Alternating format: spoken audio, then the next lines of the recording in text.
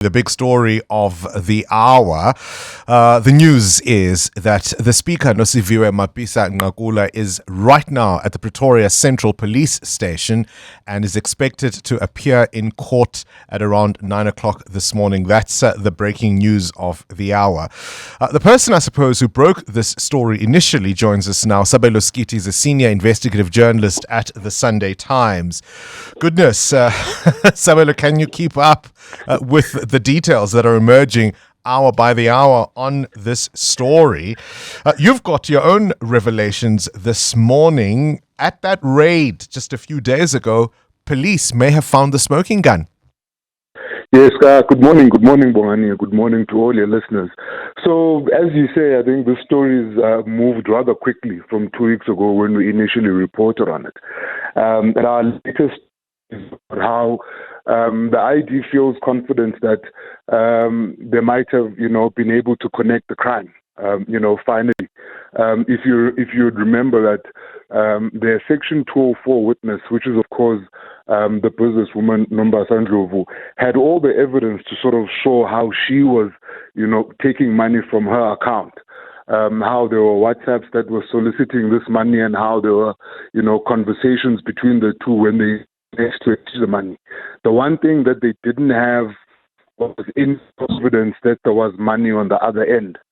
So one of the things that when they did that raid this week on Tuesday, was of course a pile of documents related to renovations at the Speaker's house.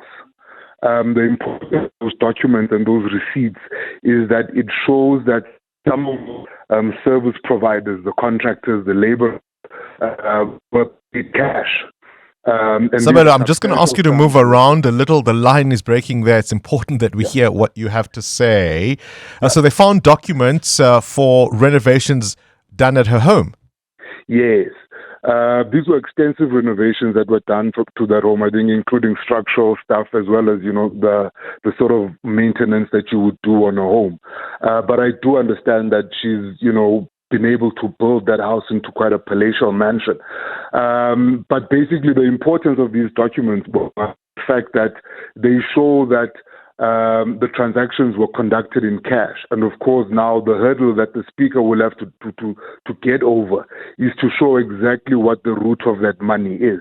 If that money comes from her own banking accounts, she will have to provide receipts and withdrawal slips and bank statements from our accounts to show that these were actual cash withdrawals that were done. You would know, of course, that in South Africa, cash does become a bit of a red flag if you consider, the lifestyle of some of the people that frequent the nightclub in Sandton, Johannesburg particularly, where, large bills are settled with cash. Gosh, and of course, so there'll be two things, I imagine, for the authorities to look at here. Firstly, the amounts that she would have spent on those renovations and whether those are at all aligned to the amounts that Nombasa Nqakula alleges the Speaker solicited and received. And I'd imagine also the timing.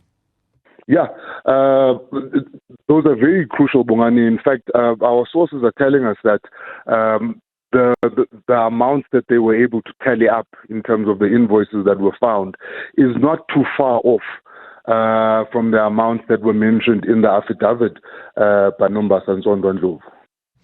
And tell me, your story initially spoke about 2.3 million rand. The latest figures that are being bandied about go as far as 4 million. Yeah.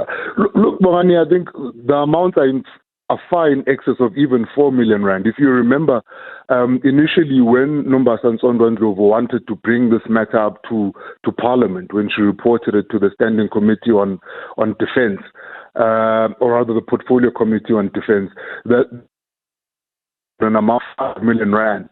But our understanding is that from a criminal procedure point of view, she was encouraged that rather write the amounts that will be able to be proved. So whatever you've got proof of in your withdrawal slips and your WhatsApp conversations and, your recordings, use that amount instead of using, the whole amount, because this is at least what can be proven in a court of law. You would know, of course, whether it's 5 rand or 50 million, the penalty for bribery and corruption will be exactly the same. You just have to prove the crime. And of course, do you reckon these could stick? Because if they do, it'll be quite an extraordinary development. Look, Bongani, I think this is something that has been on the minds of a lot of people, and I think part of what informs it is number one, the fact that there's a trust deficit between South Africans and our law enforcement authorities. Secondly, we've seen cases where we expected these to be slam dunk cases, so to speak, that have really gone nowhere. You would look at the Nulani case in the Free State, and then you would look at, of course, the Eskom matter. So it's always hard to say that these things are going to stick. Certainly the evidence is there. One of the worrying signs that was pointed out by the person that opened the initial case that laid the charge, of course, is the fact that on the one end, the evidence and the statements, including Tondondlovu, had been collected far back as November 2023. Now it's anyone's guess as to it has taken us so long to get here.